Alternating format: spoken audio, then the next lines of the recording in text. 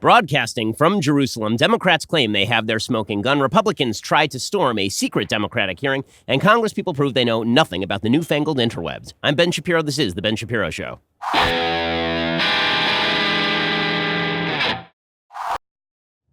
The Ben Shapiro Show is sponsored by ExpressVPN. Protect your online privacy today at expressvpn.com/Ben. Well, first of all, before we even begin, I just want to thank Aish HaTorah for putting us up in this location. This is definitely the best location we're ever going to have for the Ben Shapiro Show. If you don't subscribe to the Ben Shapiro Show, one of the reasons you should is so you can see the view behind me, because this really is an astonishing view. Has an amazing view of the Kotel. The Western Wall is right behind me. Behind the Western Wall, you will see this giant golden dome. That, of course, is the Dome of the Rock. That's the Muslim shrine. It's not really a mosque that they put right on top of the Jewish holiest site, which is what it is. The Temple Mount is behind that wall and occupies that entire plateau.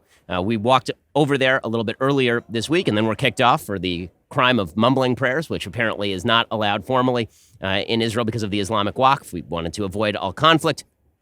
The Aish, by the way, you should check them out. Great organization. They teach Jewish wisdom and values. They have branches around the world, and you can check them out at aish.com. So again, we thank them for providing us with this slot, because it really is incredible. As long as we're up here, I may talk for a few minutes here about the importance of Jerusalem. So first of all, let's say you're not a religious Jew, you're not a religious Christian, you're not a religious Muslim. So you're one of the 5 people who's not one of those 3 things. And you are trying to figure out exactly what is the significance of that. Like, what's the significance of this place? Jerusalem, as I've said in my book, The Right Side of History, lies at the heart of Western civilization. It lies at the heart of Western civilization because Jerusalem is the holiest site in Judaism, which is the first monotheistic religion to really have tremendous impact on the world, and posits some certain central values that lie at the root of Western values, including human rights. The idea that human beings are made in God's image, the idea that the universe is a predictable place that human intellect is capable of understanding.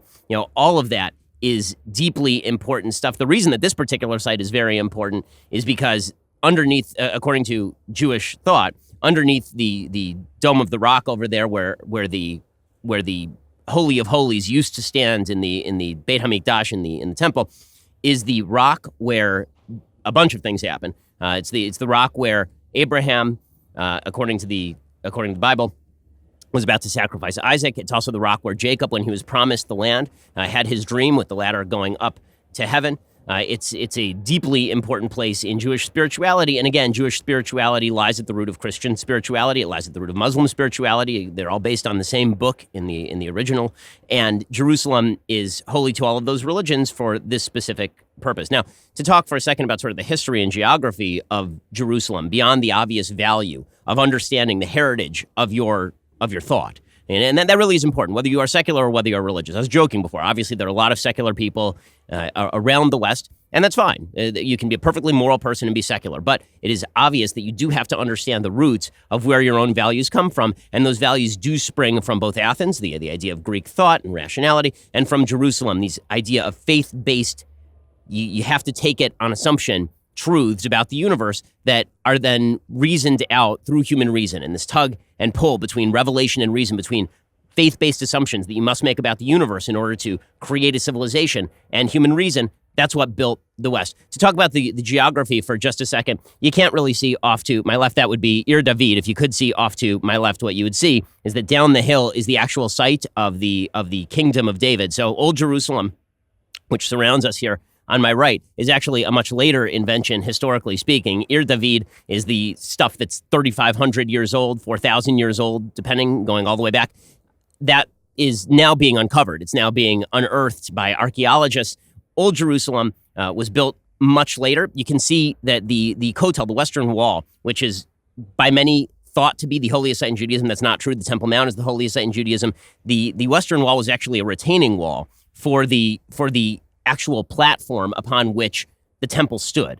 So it's kind of weird. Like, we're actually praying at the retaining wall, not for the actual temple itself. There was another wall that surrounded the temple. It's sort of like praying at the fence of a parking lot that contains the building that you actually care about, right? That's sort of what the Kotel is. The reason that people consider it supremely holy is because obviously it is also the closest place that Jews have had access to for thousands of years to pray toward the point of sort of the what they call the axis mundi in Greek, the sort of or in Latin, the center of the spiritual universe. But the Western Wall itself, there's nothing that differentiates this particular section of the Western Wall from the stuff that is just off to my left, which is more Western Wall. And then if you continue all the way down for thousands and thousands of feet, it continues to be Western Wall. It's just tons and tons of Western Wall going all the way through. The difference is that the Mamluks actually built buildings all the way up to the Western Wall. So this is all covered by occupied. I don't mean that in the sense of like military occupation. I mean like people who actually occupy apartments living up against the Western Wall and have stores up against the Western Wall. And then, of course, the retaining wall continues all the way around. And all of that is just as ancient as the Western Wall here. So there's no particular reason that the Western Wall is any more holy, theoretically, than the Eastern Wall or than the Northern Wall or than the Southern Wall, except for sort of location and the ability of Jews to pray there. Now, the reason that this is important, I'll get to in just a second. The reason that Jerusalem should remain unified and has to remain in Israeli hands, I'm going to explain in just a second, because historically speaking, bottom line is you see around me a thriving city. This was not a thriving city in 1966. Right, in 1966, this was a closed city. The Jordanians were in charge of it, and Jews could not pray at the Western Wall. All of this was closed to both Jews and largely to Christians as well. And that changed in 1967 during the Six-Day War when Israel was able to take over the old city of Jerusalem. So I'll explain that in just one second. First, let's talk for a second about your investment. So it's a chaotic world out there, and because there's so much chaos, American domestic politics, foreign politics, obviously, the Middle East is a bit of a tinderbox, and when I say a bit, I mean a large tinderbox. Well, there's a reason that people are rushing to safe haven in gold. Gold is currently sitting at a 5-year high. I've been telling you for years that if you're looking to at least diversify a little bit and keep your money in a place where it's not going to be subjected to the whims of governments that inflate currency, it's going to be a little bit protected from the chaos of the world, well, gold would be the place to go, right? Protect yourself from inflation, from national debt, from global instability. If you haven't taken the first step and actually learned about all of this, gotten your free information kit on gold, you should check out my friends over at birchgold.com. Birch Gold will go to work and make things super simple for you. They'll have a conversation with you. You can determine if precious metals investment is something you're into. I'm not urging you to take all your money, sell all your assets, and buy gold. I'm saying you should be at least a little bit diversified. I am. I trust the people over at Birch Gold to make that happen for you. So go check them out right now over at birchgold.com. Text Ben to 474747 today to see how simple and straightforward the move can be for you. Again, that is text Ben to 474747. Get that free information kit. Okay, so back to the geography here. As you can see, when people talk about dividing Jerusalem, they're insane. I mean, they're just crazy. If you look over to my right, there's no place to draw a line here. None, right? You can't divide the old city. It is entirely cohesive. The buildings are stacked on top of each other. This is not suburbia. Okay, there's no big street. There's an 8 Mile in Detroit, right? There's not even a dividing line. It's just a giant, well-populated area that stretches for, miles in a particular radius. So the idea of drawing a line and saying on this side of the line, this will belong to the terrorist Palestinian Authority. On this side of the line, we'll have the Israeli government, which is a free and open democratic government, which allows people of every religion to vote and to sit in it and to visit all the holy sites. This wall, the Kotel, was completely closed to Jews for years. There were going all the way back to before the establishment of the State of Israel, when this was British Palestine. Whenever you see people, by the way, talk about, this was Palestine before, it was British Palestine before. There was never an independent Muslim state of Palestine in this area. It has never existed. Given the way things are going right now, it never will exist because there's just no negotiation to be had with terrorists.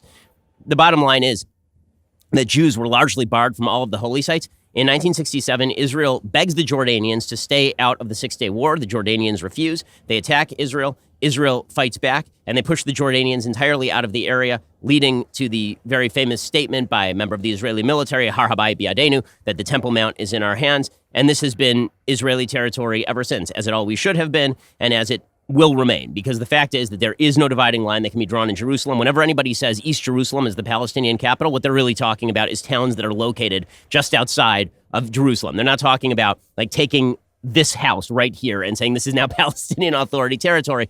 Nobody, right, left, or center in Israel, and the left largely doesn't exist because of this specific issue.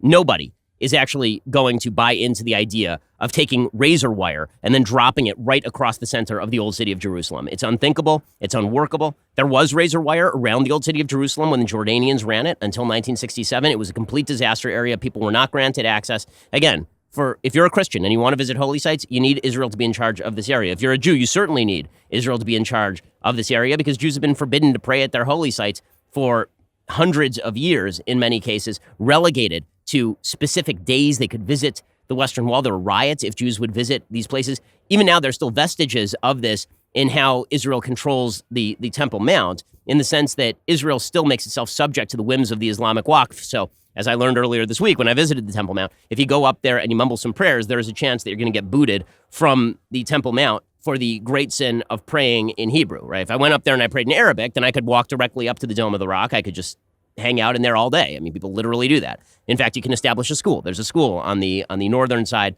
of the Temple Mount where children who are Muslim actually learn every day. If you're a Jew and you want to walk up there, you have to be guarded by the Mishtara, by the police.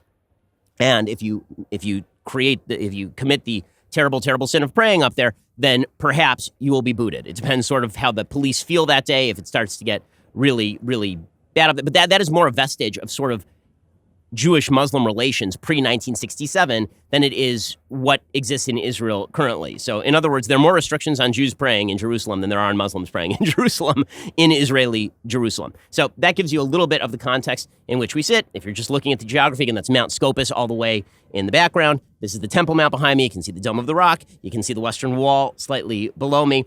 This is the most contested area on Earth. It is also the area that it is vital remain under Israeli control if you actually wish to see freedom of worship, if you wish to see liberalism, and I just mean freedom and openness, then the idea of handing that over to the terrorist Palestinian Authority, or to Hamas, or to Islamic Jihad, or to any of the myriad parties who are currently vying for Palestinian power is full-scale insanity. So when you hear people on the American or European left say, why doesn't Israel just divide Jerusalem?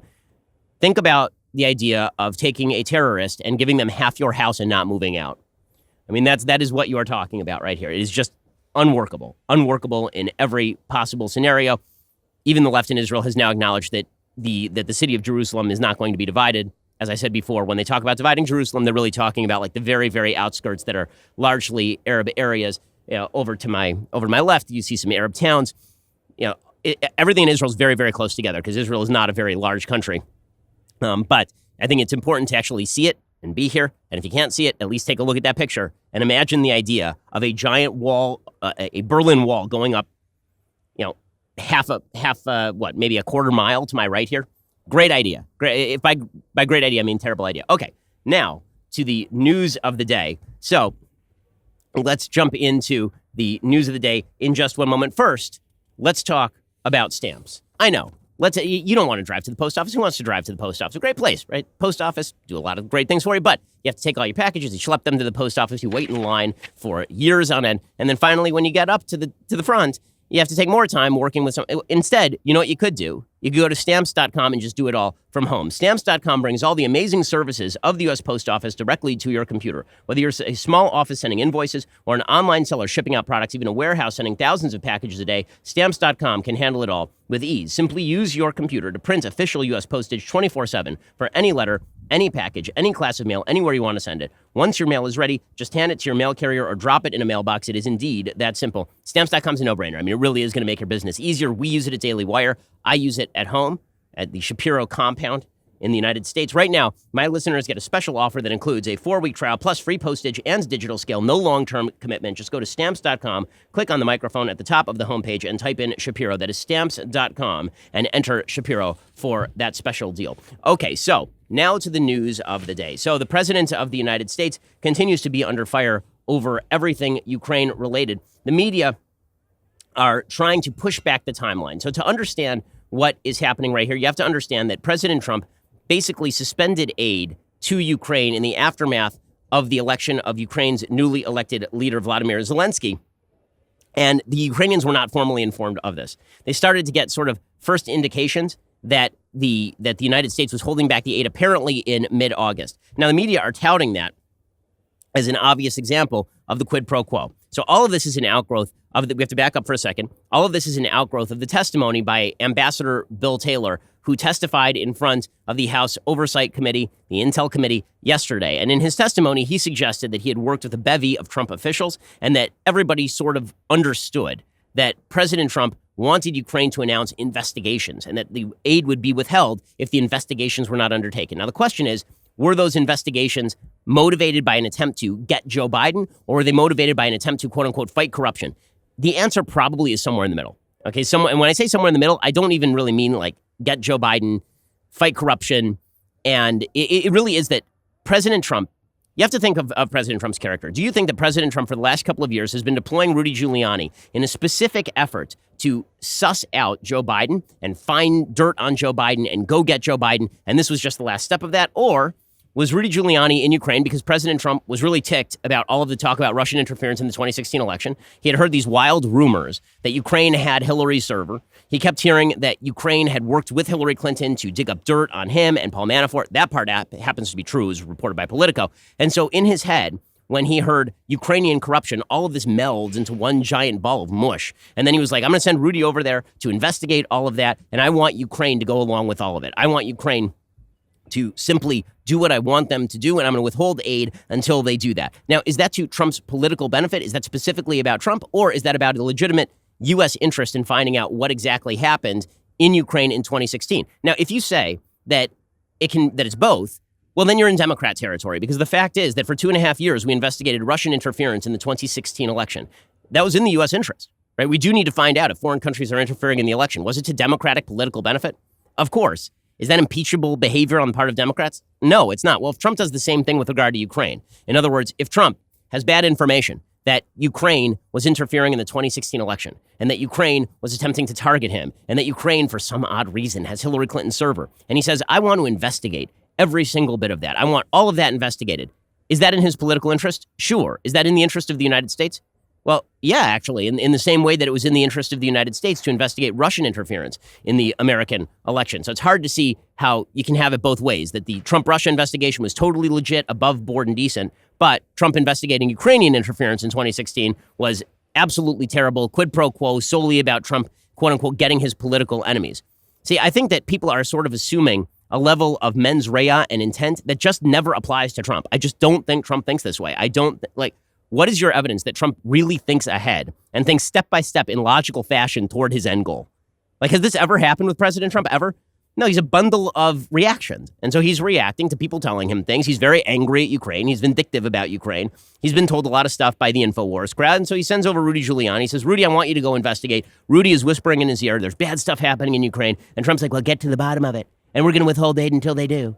Right? Is that Trump getting Joe Biden? Or is that a quid pro quo that is real, but not illegal, and for a stupid, half-stupid purpose, but not a bad purpose, right? I think that's probably where things are. So one of the points that was made by me, actually, and became sort of a popular talking point on the right, is that during this famous July 25th phone call between Trump and Zelensky, Trump is supposedly pressuring Zelensky to go get Joe Biden. Right? He mentions Joe Biden a couple of times, and he mentions Burisma a couple of times, and all of this. And the idea is that he's withholding military aid in order to pressure Zelensky. And as I pointed out at the time, there were several reports suggesting that Zelensky and the Ukrainians had no idea at the time that military aid was actually being withheld. And so it's hard to say quid pro quo, at least over military aid, based on that phone call before the Ukrainians know there is a pro quo. Well, now the media are trying to suggest that, no, the Ukrainians actually did know that there was pressure. They didn't know that there was a quid pro quo, but they knew there was pressure, and they knew by mid-August that there was military aid that was being withheld. Okay, well, granted, they could know by mid-August, but that July 25th phone call is the crux of this thing. And you'll notice that in the discussions of the Ukraine phone call, one name seems to sort of have dropped away, and that name is Biden. Right? So originally, the entire story was that this was all about getting Joe Biden. Then it sort of morphed and broadened into, well, Trump wanted to investigate Ukraine, and that's bad. Well, not quite the same thing. Right? Quid pro quo for investigating Ukrainian corruption, even badly informed goals by President Trump. That is not the same as get my domestic political opponent, jail him, right? Go after him, give me the information. Right? That is a slightly different story. Now, as I've been saying this now for weeks, Rudy Giuliani is going to be the one this all comes down to. Rudy is going to show up and he's going to testify and he's going to have to explain why the Burisma Joe Biden thing fits into a broader rubric of supposed election interference and corruption. And if he can't do that, then Trump is going to have some troubles. If Rudy gets up there and he says, of course we were going after Joe Biden. He's our political opponent. Why wouldn't we go after Joe Biden? Well, then Trump is done, right? But if Rudy says anything else, then this is still too vague for anybody to impeach in the Senate, to vote for conviction in the Senate. Now, with that said, Republicans are between a rock and a hard place a little bit because Trump's team keeps going out there and saying dumb stuff, right? You have Mick Mulvaney saying things about quid pro quo. You have Rudy going on TV and saying something ill-informed every 5 seconds. And so if you're a Republican in Congress, your best bet at this point is to sort of hold fire and wait to see more information come out. And that's pretty much precisely what you are seeing at this point, right? What you're seeing is Republicans who are, instead of focusing in on the actual allegations being made by Democrats, they're focusing in on the process. And frankly, that's I think, somewhat legitimate. So the media are going nuts today because House Republicans showed up to a deposition of a Defense Department official in what is called a SCIF, which is a protected information room, right, where confidential information is being traded. And Republicans showed up and they started protesting there. And they were very upset because they say not enough Republicans are being let in. Now, to be fair, there are Republicans who are sitting in these committees. Republicans are sitting in these committees. There are Republicans and Democrats. They're sitting with Adam Schiff. But Republicans are claiming, they're saying, we have not gotten the full transcripts. We don't know everything that's being said. Why does that matter? Well, because we are hearing wildly varying reports from these committees about what exactly is happening behind closed doors. So we see the full transcript of Bill Taylor's opening testimony about why he thought that Trump was performing a quid pro quo with military aid. But then you have Devin Nunes, who sits on that committee, the representative from California, and he says that John Ratliff, who is another Republican representative, destroyed Taylor upon cross-examination, and that Taylor actually could not show a quid pro quo. So here's Nunes saying just that. But the truth is that in 2 minutes, John Ratcliffe destroyed this witness. There's no quid pro quo. In addition, it continues to be alarming to me the lack of the understanding at the State Department by the bureaucracy there about how much the Ukrainians were involved opposing Donald Trump as a candidate. Okay, so what exactly happened behind closed doors? The answer is we don't know. And this is what Republicans are protesting. They're saying, okay, we're hearing one line from the Republicans, we're hearing one line from the Democrats, and we're getting selective leaks out of this committee. So the media have jumped on House Republicans showing up and chanting, let us in, and saying, this is ridiculous. There are Republicans in there. That's really not what Republicans are questioning. What Republicans are questioning is, why is all of this being done behind closed doors? Just do it openly. You want to ask questions? Put it on TV. Right? Let's see all of the testimony. Democrats say they're hesitant to do this because they don't want Trump attacking. They don't want Trump going after witnesses. Well, it seems to me that doing this out in the open would be a lot better for the American public. Listen, I was open that I wanted the Mueller report released. Okay, on the other side, I was a Republican saying I wanted every iota of the Mueller report released. I wanted the public to see it. They had legit questions, and those questions ought to be answered. Well, the public has legit questions about this, and they deserve to see all of the answers that are being given behind closed doors. And for all the talk about confidential information that's being put out there, we don't know what confidential information is being put out there. And I've yet to hear Democrats even vaguely refer to what the confidential information is. It just seems like a very convenient excuse to keep everything fairly closed. And that is pretty absurd. So you see Matt Gaetz. So Matt Gaetz, the Republican from Florida, very close Trump ally, he came out yesterday and he slammed the Democrats. He said that, this is a shutdown by Democrats. They don't want all the information out there. This was, a dramatic move. It was obviously a dramatic move by Republicans in order to get camera attention on all of this. Democrats and the media are labeling this a misdirect effort by Republicans. They don't want to talk about the topic, so instead, they're wildly spinning about the closed-door nature of this. Yeah, except that if Democrats would comply with what Republicans wanted, there'd be more information, not less information in the public view. So, is it a little bit overblown? Yeah. Is it stagecraft? Absolutely. Just going to point out here that when Democrats occupied Congress, right, they shut down Congress, they slept on the floor of Congress, about gun control a few years back, the media couldn't get enough of it. Republicans show up at the SCIF and they protest outside and it's, Republican ploy. Of course it's a Republican ploy. Of course, this is Republicans attempting to gain attention. Yes, that's what it's for. But does that mean that their basic complaint is illegitimate? No. Here's Matt Gaetz making the complaint. I'm gathered here with dozens of my congressional colleagues underground in the basement of the Capitol, because if behind those doors they intend to overturn the results of an American presidential election, we want to know what's going on. And it's only reasonable that we would have questions, because so far, Adam Schiff's impeachment inquiry has been marked by secret interviews, selective leaks, weird theatrical performances of transcripts that never happened, and lies about contacts with a whistleblower. Okay, so the media are very upset about this. According to the New York Times, about 24 House Republicans chanting, let us in, stormed the secure room where a Defense Department official arrived Wednesday morning to testify in the impeachment inquiry, refusing to leave and delaying her testimony for hours. And they're obstructionists. When Democrats occupy Congress and sleep overnight there about gun control, that's just them standing up for a position. When Republicans do this for a few hours outside a SCIF, then all of a sudden it's the end of the world.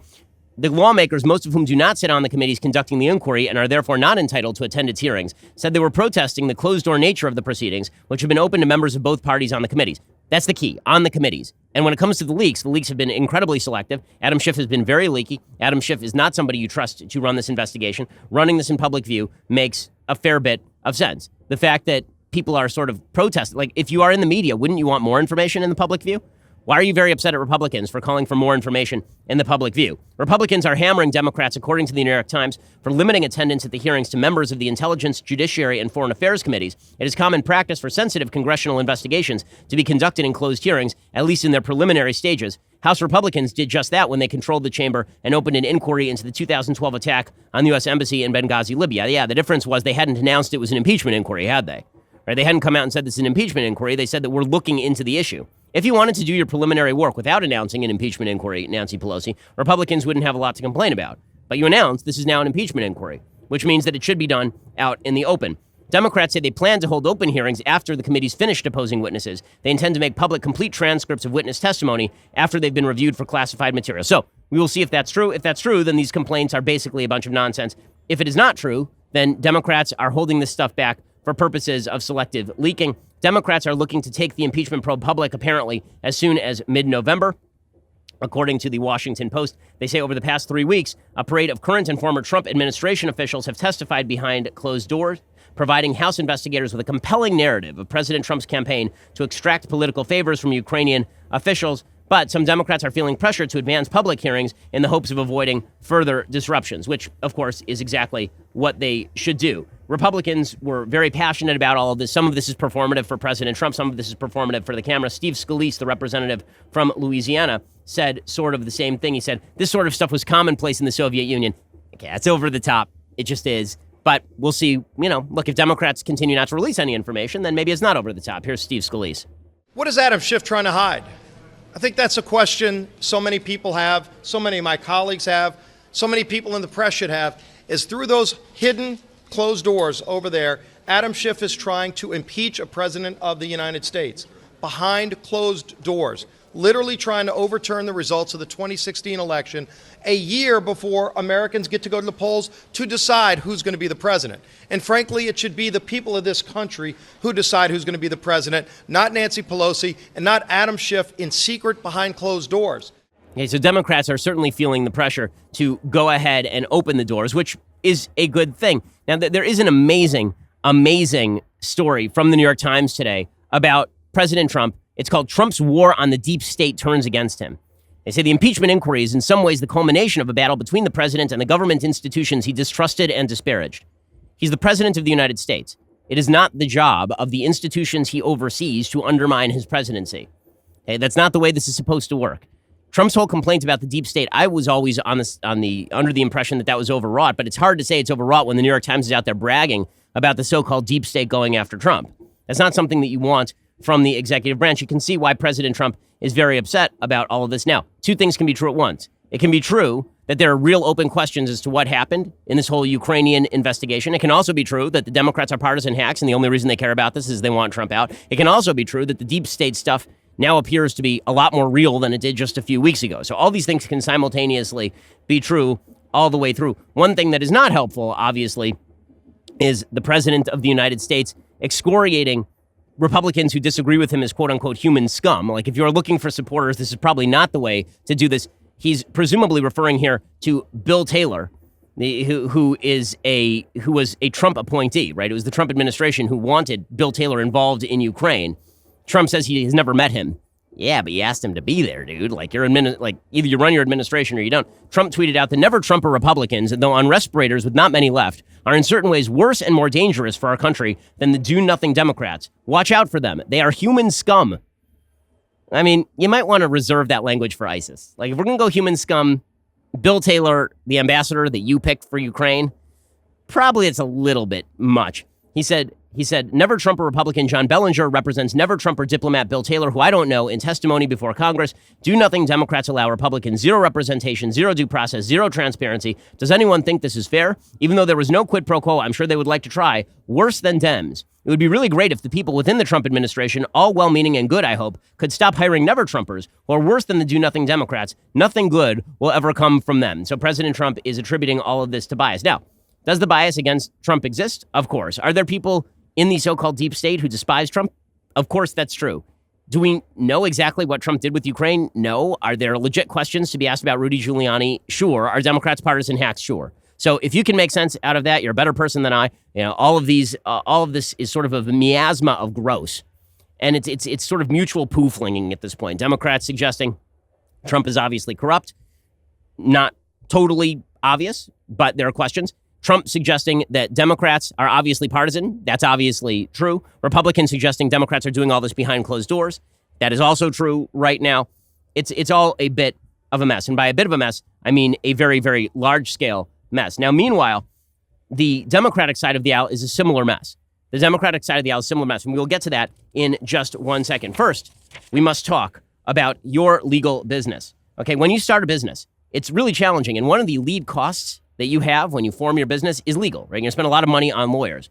Or alternatively, you could just go check out LegalZoom. Over the past 18 years, LegalZoom has helped more than 2 million business owners get started. Every entrepreneur knows that getting started is just the beginning of your journey, and what happens along the way will determine your success. That's certainly been true for our business. I've been using LegalZoom for legal costs for years, long before they were a sponsor of the program. LegalZoom now has an independent network of attorneys and tax professionals that can help entrepreneurs get started. You can turn to them for advice on trademarks and tax law changes, reviewing contracts. It helps put you at an advantage, and you save money because you're avoiding those insane hourly fees. I know I've spent hundreds of thousands of dollars on legal before, just with regard to Daily Wire business. If you can do it via LegalZoom, why wouldn't you for a fraction of the cost? Go to LegalZoom.com today. Find out all the different ways they can help your business. Don't forget to enter the promo code BEN in the box at checkout. That's LegalZoom.com, promo code BEN. LegalZoom is indeed where life meets legal. Go check them out right now. Okay, so meanwhile, the Democratic side of the aisle is a bit of a mess as well. So there's a reason Democrats are staking a lot of their hopes on all of this impeachment stuff. And the reason is because their side of the aisle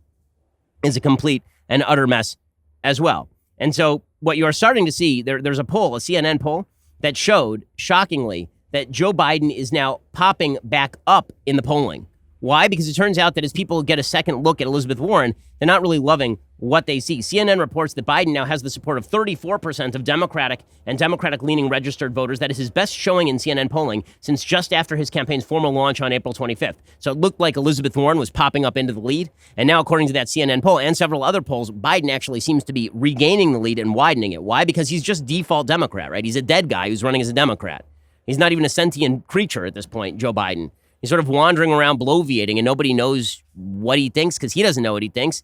And he's drinking cans of Ensure and just saying words that don't exist in English. And people are like, that guy. Not Elizabeth Warren. That guy.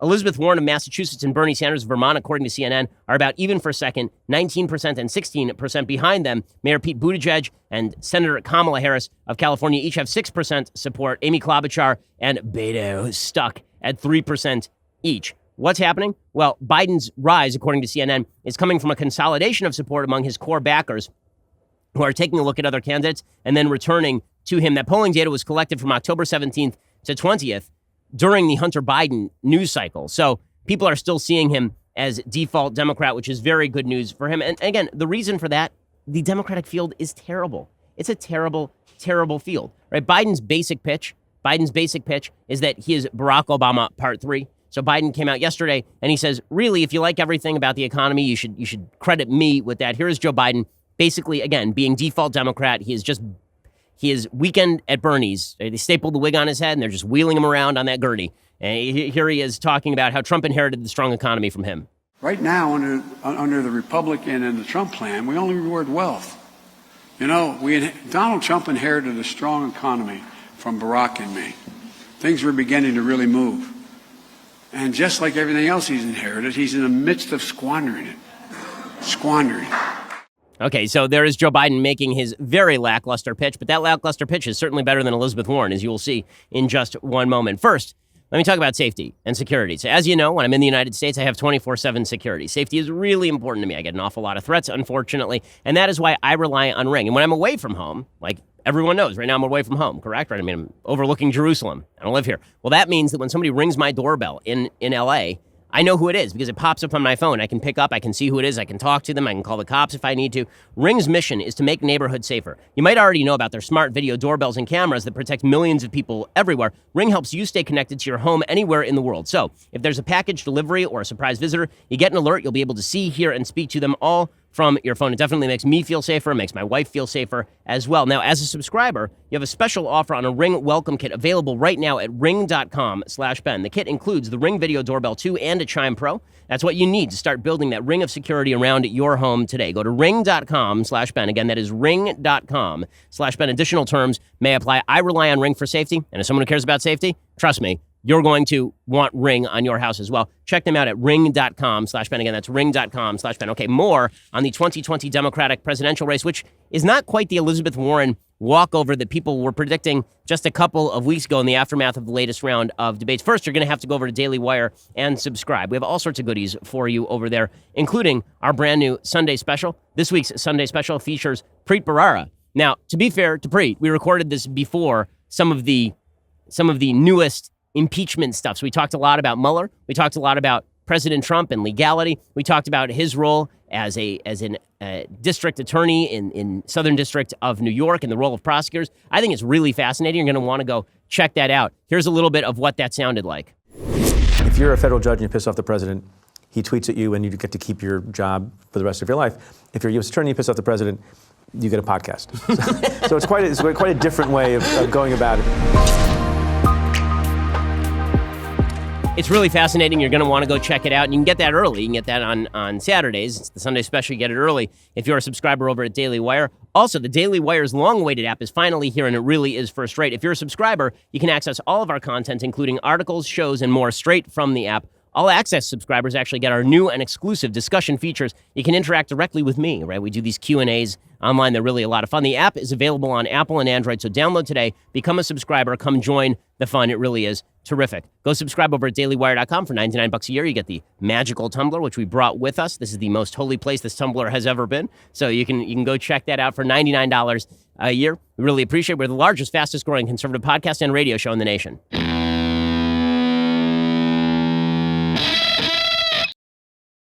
Alrighty, so as I say, Joe Biden looking much better in that CNN poll. And one of the reasons he's looking better is because Elizabeth Warren's looking worse. Like, the more you see of Elizabeth Warren, the less you like her as a candidate. Like, take, for example, this. Elizabeth Warren, she's Hillary 2.0. Or maybe she's Hillary 0.5. I don't know. Remember that famous tape of Hillary Clinton in Rapid City, Iowa, was it? Or North Dakota? I can't remember where she was. She was somewhere in the Midwest. And she is sitting at Cedar Rapids. That's what it was. And she says, "Here I am outside Cedar Rapids, chilling in Cedar Rapids with like a brew." And everybody's like, "This is the most fake, ridiculous thing I've ever seen." Well, it was until now. Wait until you see Elizabeth Warren talk up Waffle House. Let's do some call time. Mason works at a yoga studio. Emily donated just after the climate town hall. Teacher in Springfield, Massachusetts. Got Philippe. Oh my gosh, Melody works at my favorite place, Waffle House. If you think that Elizabeth Warren's favorite place is Waffle House, you're high. Okay, like really, that is, if you truly believe that Elizabeth, she's a woman of the people, every day she goes on over to Waffle House, she has some of those chicken and waffles and really enjoys herself. And she's a member of the waffle eating pub. This is a lady who suggested that she won't even drink coffee, right? Her favorite drink was like high octane tea, because that's who Elizabeth Warren is. Yeah, I'm sure that she's headed over to the Waffle House immediately upon the cessation of her latest rally. She's going to head on over to the Waffle House. And then you look at the other alternatives. You got Cory Booker, Mr. Potato Head with the angry eyes, talking about how he's the alternative to Biden. Well, people looking at him as the alternative to Biden, he's at 2% in the polls. So no, that's not a thing. So those Democrats who are looking for an alternative now, I want to make the case today very directly that look no further. I can and have excited a diverse coalition of voters. I can and have united progressives and moderates. We need to keep the long view in mind, not just winning a primary, but beating Trump, understanding that this is a moral moment. See, by excited a diverse coalition of voters, what he means is I have 5 friends and they're all of different ethnicities. Right? That's what he means. He means he has a multiracial, very small room full of supporters, which is very exciting. Excited a diverse coalition.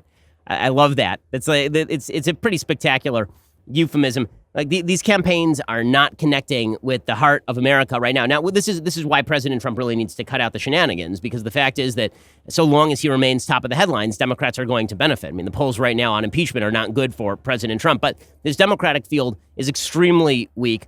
Plus, Hillary Clinton is waiting in the wings. Philippe Reines, who was her chief of staff for many, many years, was on Fox News last night, and he actually said that Hillary is explicitly leaving the door open to jumping back into the race.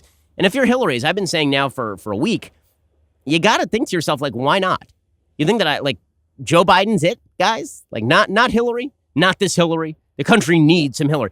And then she's got Tulsi Gabbard to pick on, right? Tulsi is going at it with Hillary. Tulsi slammed Hillary again. She put out a new video saying that her foreign policy was a disaster. Step down from your throne and fight with me. Right? It's funny how when I said that AOC should have a discussion/debate with me, that's sexist. When Tulsi Gabbard says that Hillary should step down off her throne and have a debate with Tulsi, that's just her being a hard-nosed politician. Here's Tulsi going after Hillary Clinton. Hillary Clinton, your foreign policy has been a disaster for our country and the world. It's resulted in the deaths and injuries of so many of my brothers and sisters in uniform. It's devastated entire countries, millions of lives lost. It's time for you to acknowledge the damage that you've caused. And it is long past time for you to step down from your throne so that the Democratic Party can lead with a new foreign policy, which will actually be in the interest of and benefit to the American people and the world. So you want to know why the Democrats are so impeachment focused right now? Take a look at that field and you tell me why the Democrats are so impeachment focused right now. By the way, how bad is Elizabeth Warren's campaign? And how hard are the media pushing her? There is an opinion piece in the New York Times today by a woman named Alyssa Quart, the author of Thoughts and Prayers. It's called Elizabeth Warren Has a Poet on Her Team. Here's why that's a good idea.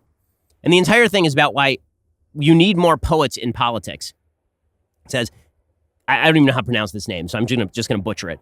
Kamanhe Felix became the director of surrogates and strategic communications for Senator Elizabeth Warren's presidential campaign in June. She's also the author of Build Yourself a Boat, a debut collection of poetry that was recently included on the long list for the National Book Award. Miss Felix's writings describe sexual assault, firsthand experience of abortion, and police violence, including poems about the trial of George Zimmerman, the man who shot Trayvon Martin. Should we be surprised about a link between the highest levels of our political world and our most acclaimed poetry? I don't think so. And I think we should get ready for more of it because it's coming and we need it desperately. President Trump and his cronies alter our language for the worse, renaming white nationalists the alt-right and calling journalism fake news. So we need more poets. More poets. Good luck. This is how you win back Michigan right here. You win back those Michigan auto workers by going and getting the lady who's on the short list for the National Book Award for writing poems about her firsthand experience of abortion. Perfect. Well done, Elizabeth Warren campaign. I can't imagine why everybody is so focused on get rid of Trump now, because if we don't, we have serious troubles. And meanwhile, the Democrats on Capitol Hill, I have to say, it's always amusing to watch members of Congress question members of big tech. The reason is members of Congress don't know what a computer is. They're still using abacuses, abaci, and they are using like 1984 Macs because they don't know what the internet is. They don't know what the internet is for. And so this is the third time that Mark Zuckerberg has testified on the Hill. And you got to feel bad for the guy, honestly, because when you see the questions he's being asked, it is so obvious that Democrats desperately want to take control of the creation that Zuckerberg created and use it to control political rhetoric. Hey, my friend Steven Crowder came out with information suggesting that YouTube was actually de-promoting results. It was demoting results from Tulsi Gabbard in moments of great import to the Tulsi Gabbard campaign. If big tech is doing that, I'm sure they are doing that at the behest of Democrats who would like to run this thing from above. Because when you hear Democrats question Zuckerberg, what they want to do with the First Amendment, what they want to do with free speech, and what they want to do with big tech is truly frightening. This is why when I hear Republicans and they're like, the government should take control of big tech, it's like, understand that Elizabeth Warren and AOC are going to be running that thing. It ain't going to go well.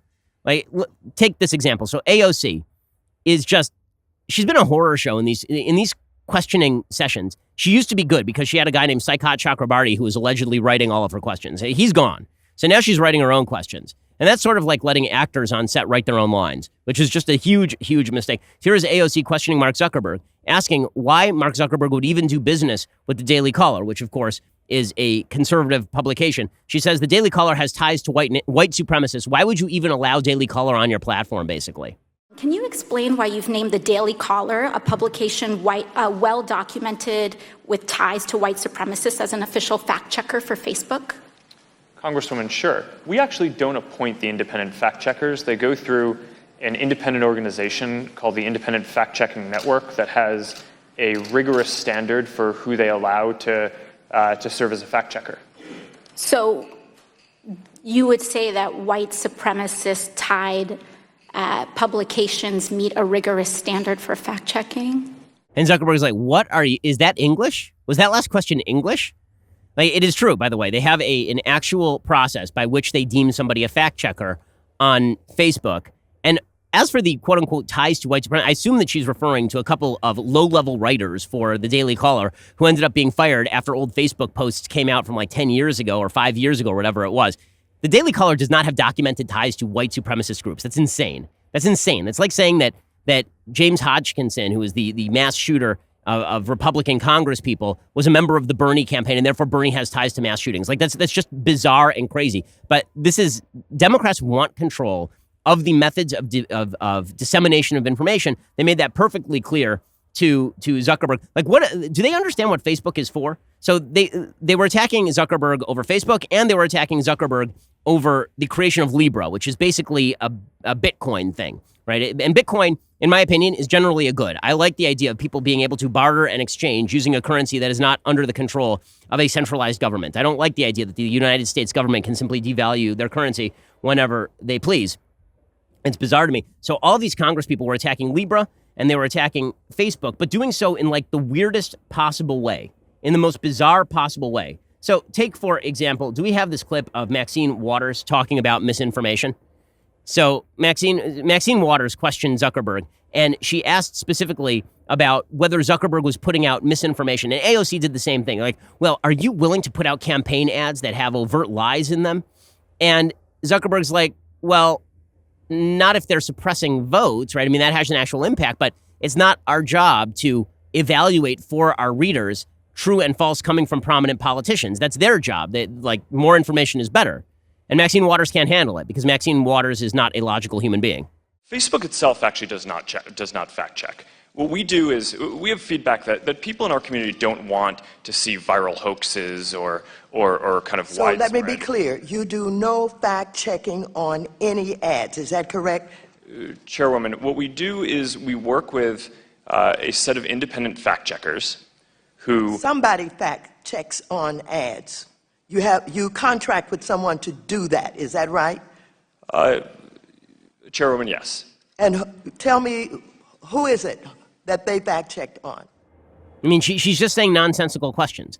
She's conflating everything, right? The policy of Facebook is that when politicians put out ads, they do not fact check the ads for taking down because they feel the fact checkers are then going to fact check those ads. When it comes to people putting out, direct attacks on people that are not politicians, right? When it comes to political speech, in other words, Facebook takes a pretty broad view. When it comes to, supposedly, when it comes to, an advertiser who is advertising a product and they're slandering somebody, then Facebook won't put that up. That seems fairly clear. But these people don't understand even like the basics of how Facebook works.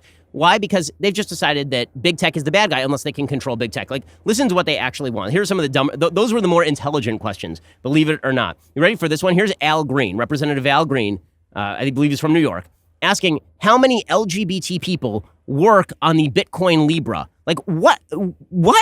Like, what is that? That's like saying how many gay people work at the United States Mint. Like, what does that have to do with anything? Like, would it make the U.S. dollar less legitimate if there are fewer than 3% of the people who work on the U.S. dollar are gay people? Like, what? Here's Green being a complete moron. One would assume that you would know who heads these corporations that are going to be running this global company. How many of them are minorities, Mr. Zuckerberg? Congressman, I do not know off the top of my head. Are there any members of the LGBTQ plus community associated with this association, Mr. Zuckerberg? Stop. What? Hold up. Al Green. So how many transgender people are working on Libra? Like, you're getting called in front of Congress. I feel like Congress may have overstepped its boundaries just a little bit. And listen, I don't trust Zuckerberg, and I don't trust anybody. Listen, I don't trust anybody. I don't trust anybody in big tech to keep to their promises. But Zuckerberg has at least articulated a standard. Do you think I trust Al Green, who is questioning whether Libra should be able to go forward based on how many people who believe they are a member of the opposite sex are working on the tech for Libra? Like, what in the... It's insanity. You want those people in charge of the country? You want Elizabeth Warren in charge of the country? You want those folks? I don't. Okay, time for some quick things that I hate. There's a poll out about Jewish Americans. Apparently, nearly a third of Jewish Americans say they have hidden their religious identity or avoided carrying items that would identify oneself as Jewish in public due to threats of anti-Semitism, according to a poll released by the American Jewish Committee. Apparently, 31% of respondents said they had avoided publicly wearing, carrying, or displaying things that might help people identify them as a Jew.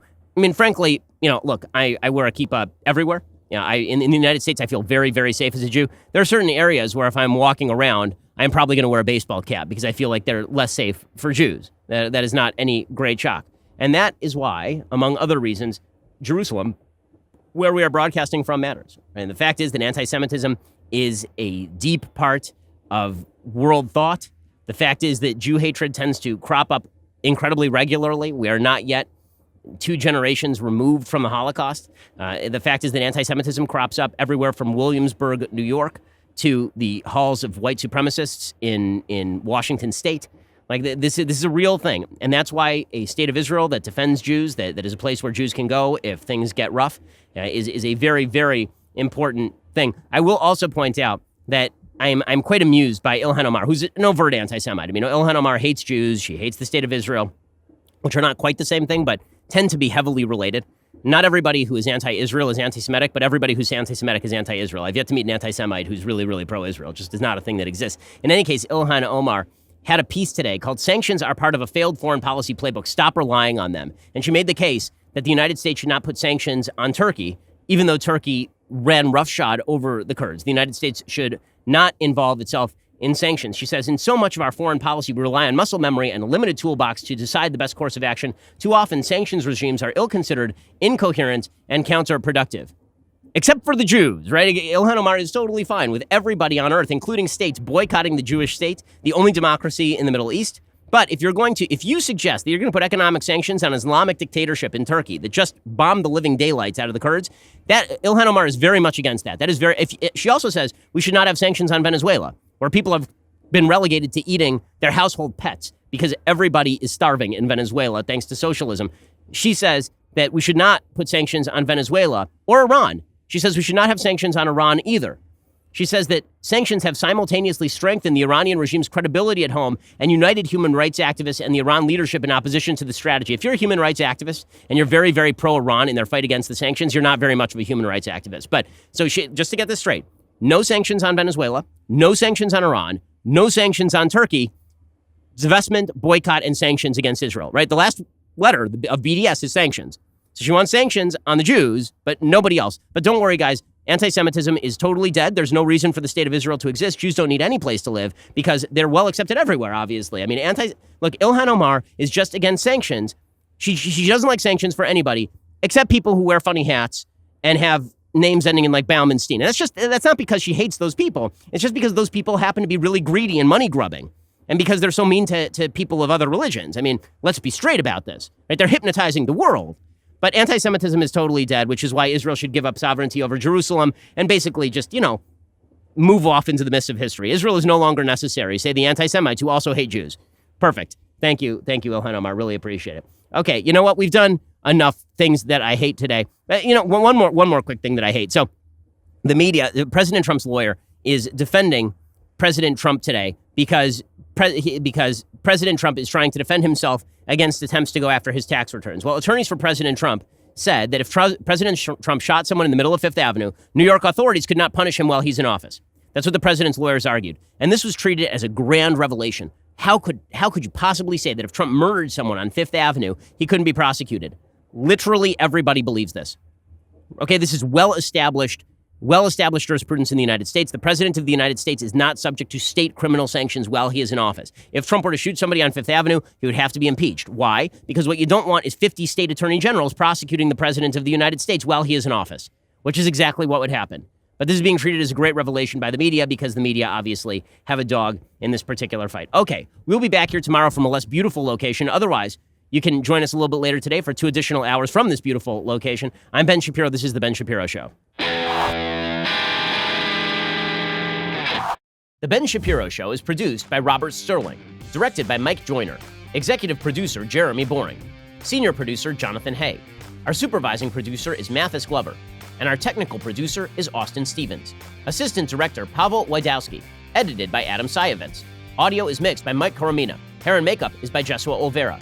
Production assistant Nick Sheehan. The Ben Shapiro Show is a Daily Wire production. Copyright Daily Wire 2019. After weeks of closed-door Democratic impeachment meetings, Congressman Matt Gaetz leads a group of Republicans to storm the secretive deposition room to demand transparency. Meanwhile, a top aide to Hillary Clinton signals that America's favorite battle axe may be running again. Some fear the U.S. is headed towards civil war. I fear a far more dreadful future. We are becoming Great Britain. Check it out on The Michael Knowles Show.